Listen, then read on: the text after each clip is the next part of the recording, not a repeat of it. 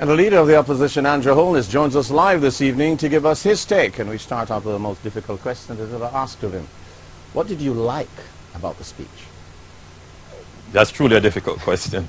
No, the speech had some goodies, notably, of course, the increasing of the benefit, the age for the benefit of persons for NHT.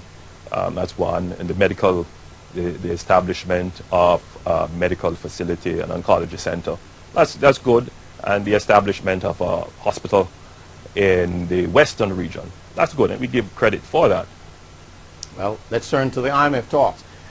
The Prime Minister says you are in no position to complain because the administration of which you were a part was to blame. Why should Jamaicans accept your criticism, given your own troubles meeting the 500? I think the Prime Minister is missing the moment. This moment requires leadership. The country has a sense that all the indications are going in the wrong direction. People want reassurance. People want to know that there is somebody at the helm who has a sense of direction. The speech should have been about hope, motivation, confidence, instead of blame and same political regurgitation. So I'm not going to join the Prime Minister in that.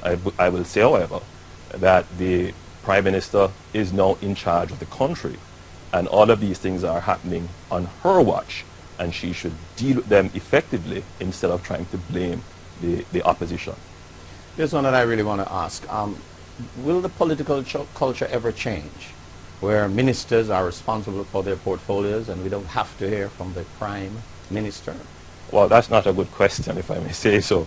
The culture in the Westminster system is that the Prime Minister is ultimately responsible, and the Prime Minister should speak and should lead, as it is in any country. Yes, ministers do have their responsibilities, but the truth is, it is the Prime Minister that is responsible. I think what Jamaicans are saying is that they don't necessarily want to have a Prime Minister that is always talking, but when there is a sense that things are not going in the direction that they want it to go, people want to hear reassurance. They want to hear that the Prime Minister has a grasp of what is happening and a direction.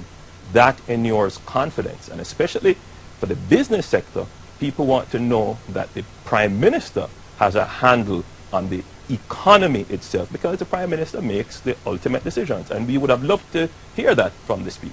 And speaking of hearing, her advisor Delana Franklin says she didn't address some issues because of time. Well, time is always a constraint. It's always very difficult on the conference floor, but you should prioritize. As I said, the moment now that the nation wants is to hear their Prime Minister declare a direction, not a compilation of all the small things and taking credit for things that the opposition has done, which is part of the hypocrisy.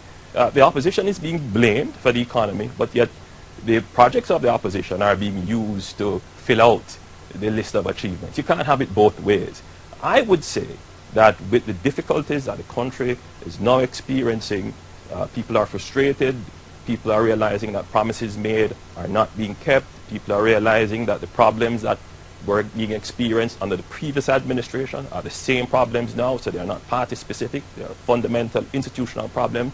People want to hear something that is motivational, inspirational, transformational. People want to be lifted and given hope, and I think this speech did not do that. Alas, that's all the time we have. Thank you so much. Thanks for having me. The opposition leader, Andrew Holness, for joining us on Primetime News.